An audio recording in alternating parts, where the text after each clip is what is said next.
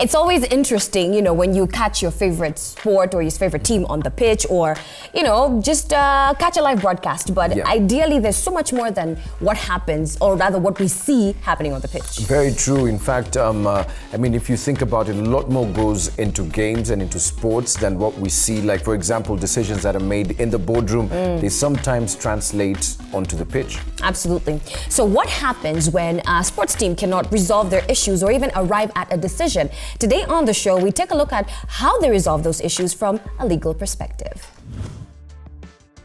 With different sports organizations moving towards professionalism and to some extent attracting sponsorship from brands that would like to be associated with the sport, what happens when members of a team are unable to agree on crucial matters that affect a team's success?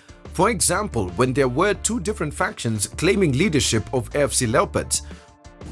What happens when different factions exist in a sporting club, or even when two governing bodies are not able to find a way to resolve their differences? For example, when FKF and KPL could not agree on the number of teams in the Premier League. We met up with Jerry Gitonga, an advocate who has specialized in handling cases dealing with sports issues. In Kenya, of course, the Constitution gives us our basic rights, and and our law and our Constitution, which it is said it is one of the most progressive in the world. The individual is given a lot of freedom to pursue whatever issues and whatever things they feel they need to do in order to actualize their lives. So with that framework with the Constitution, then what the country has done is that I think in the year 2013, the Parliament passed a law that now dealt specifically with issues of sports.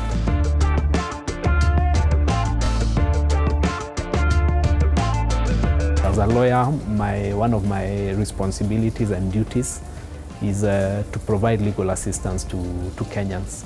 I'm also a member of the Law Society, and we also have a broad mandate to assist the country on issues to do with the law and with the rule of law. And the sports sector is not any different. So that's where I fit in.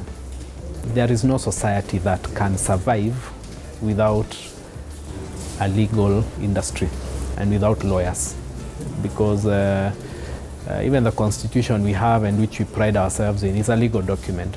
And then this Constitution is founded on Acts of Parliament, which are legal instruments.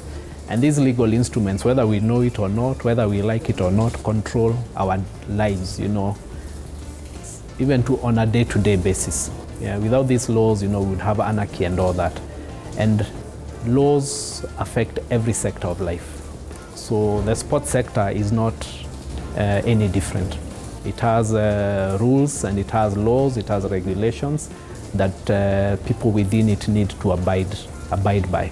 And so what makes arbitration of sports issues unique from other corporate cases? We had the opportunity to witness a sports tribunal hearing and find out how unique they are and whether they have any benefit to sports teams looking to solve differences. So we've had a Sports Act since the year 2013, which was not there. And what that also means is that a policy was drawn up by the government, which has been the foundation for the Sports Act. And so that with that Sports Act now, anybody who is involved in the sports sector in any way has the ability now to engage, either as a player or as in whichever capacity they want, as long as they have that interest. The Constitution gives Kenyans the right to assemble and to associate. So one of the ways people associate is by forming organizations. So clubs and federations, all these are associations. But if they're being set up to do anything around sports, then the law that will apply for them is the Sports Act. Under the Sports Act, we have a body called the Sports Disputes Tribunal.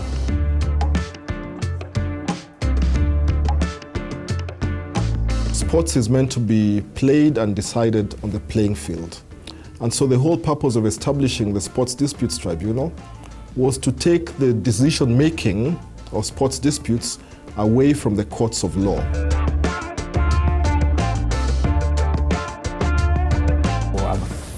I've had the privilege of representing some of my clients there, Some issues have also been brought here to the High Court, and I've also had the privilege of being involved in that, and not just one case, but many cases. So I think I've actually had opportunity to be of service to Kenyans in this sector, and I'm very grateful for that.